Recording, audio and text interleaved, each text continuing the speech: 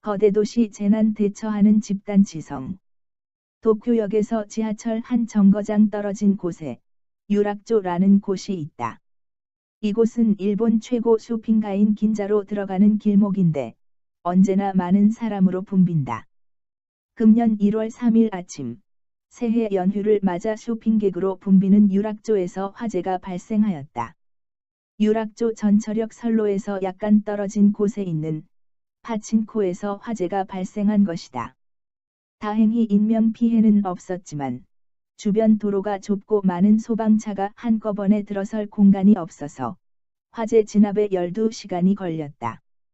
이 화재로 주변에 있는 백화점에서는 연초 황금 시즌에 영업을 못하게 되었다. 화재 시에 발생한 연기와 냄새가 백화점 내부에 가득 진열되어 있던 의류 제품에 스며들었기 때문이다.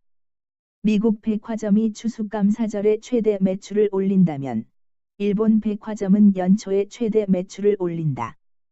그런데 올해에는 판매가 불가능해지면서 백화점들이 커다란 타격을 입었다. 그러나 규모가 작은 화재는 생각보다 훨씬 큰 영향을 미쳤다. 도쿄역을 기점으로 하는 신칸센 106번이 운행을 못하게 돼 59만 명에 대해 운송 차질을 빚게 된 것이다. 비유하자면 남영역 선로 근처에서 작은 화재가 발생했는데 그 영향으로 서울역을 기점으로 남행하는 모든 열차가 운행을 못하게 된 꼴이다. 신칸센은 정시 출발과 정시 도착을 바탕으로 일본의 정밀한 사회 시스템을 상징적으로 보여준다. 그런데 선로 주변에 있는 조그마한 파친코에서 발생한 작은 화재가 신칸센을 멈추게 하였다. 신칸센 운영자가 아무리 철저하게 리스크 관리를 하더라도 여기까지는 예상하기 어려울 것이다. 유락조 화재는 거대 도시의 리스크 관리에 많은 과제를 노출하였다. 도시 기능이 의외로 쉽게 마비될 수 있으며 이를 미리 예측하기가 점점 어려워진다는 것을 보여주었기 때문이다. 도시 기능을 마비시키는 요인으로는 폭우, 폭설, 태풍, 한파, 화재, 지진, 파업, 시위 등 자연적이거나 인위적인 것이 있을 수 있다. 그런데 이러한 요인들을 모두 예상하고 완벽한 대비책을 세우는 것은 사실상 불가능에 가깝다. 그러므로 이제는 리스크 관리를 위한 패러다임을 바꾸어야 한다. 지금까지는 관련 부서 담당자나 전문가 몇 명이 모여서 위원회를 구성하거나 의논하여 리스크를 분석하고 대비책을 마련하였다. 그러나 도시가 거대해지고 기능이 복잡해지면서 몇 사람 지식만으로는 리스크 요인을 예상하는 것조차 어렵게 되었다. 이제부터는 모든 관계자와 시민이 함께 지식을 모으는 방식으로 전환하여야 한다. 여기에 참고할 만한 사례로 일본 플래티나 구상 네트워크가 있다.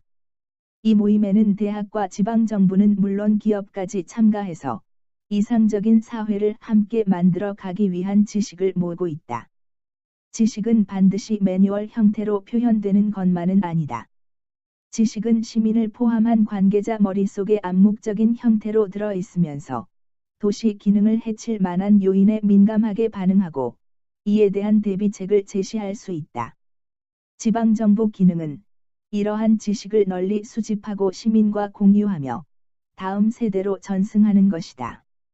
일본에서 2011년 후쿠시마 원자력 발전소 사고가 일어났을 때 매뉴얼 사회의 한계라는 비판이 있었다.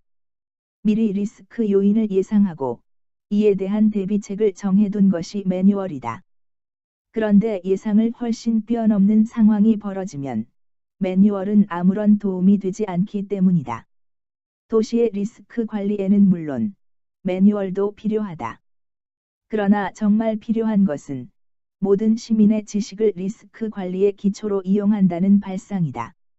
시민이 가진 지식을 어떻게 활용하는지에 도시 생존이 걸려 있다.